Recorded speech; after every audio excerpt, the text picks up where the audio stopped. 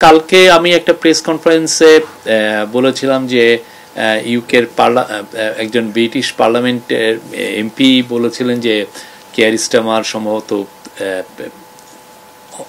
কানাডায় গিয়েছেন। তো এই এটাকে অনেকে মিস ইন্টারপ্রেট করেছেন। আমি বলেছি যে সম্ভবত, হ্যাঁ, পুরো বিটিভিতে যে ভিডিওটা আপনারা যদি দেখতেও পারেন। তো তারপর এটা আমার একটা মিস্টেক হয়েছে।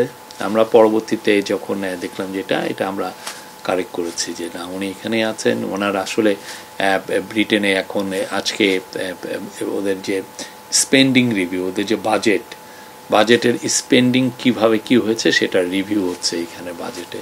সেটা ওনারা খুব এইটা নিয়ে খুবই মানে পুরো ব্রিটিশ পার্লামেন্ট ব্যস্ত এটা নিয়ে। গতকাল আমাদের মানে আমরা যারা চিফ অ্যাডভাইজারের সাথে এসেছি তাদের একটা ইনভাইটেশন ছিল আলতাফ আলী পার্কে। এই যে চিফ অ্যাডভাইজার যে তার প্রথম অ্যাজ এ চিফ ইন্টারিম গভর্নমেন্টের প্রধান হিসেবে যে লন্ডনে সফর করছেন সেই উপলক্ষে তারা একটা বড় জমায়েত করেছিল তার প্রতি সাপোর্ট জানিয়ে, সলিডারিটি জানিয়ে। এটা কিন্তু অনেক অনেক লোক হয়েছে, হাজার হাজার লোক হয়েছে।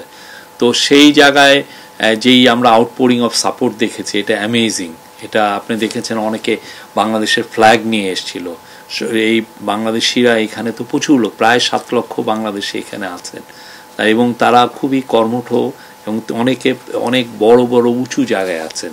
তো তারা তাদের এই সময়টাকে এটা এখন একটা উইকডে চলছে, সেই সময়টাকে স্যাক্রিফাইস করে তারা এসে তার কাজ থেকে ওই অনুষ্ঠানে আসছিল। ইতিপূর্বে কোনো সরকার প্রধানের প্রতি এইরকম ভালোবাসা আমরা দেখি নাই যে এইভাবে মানে ব্যক্ত করতে, আমরা এইভাবে দেখি নাই।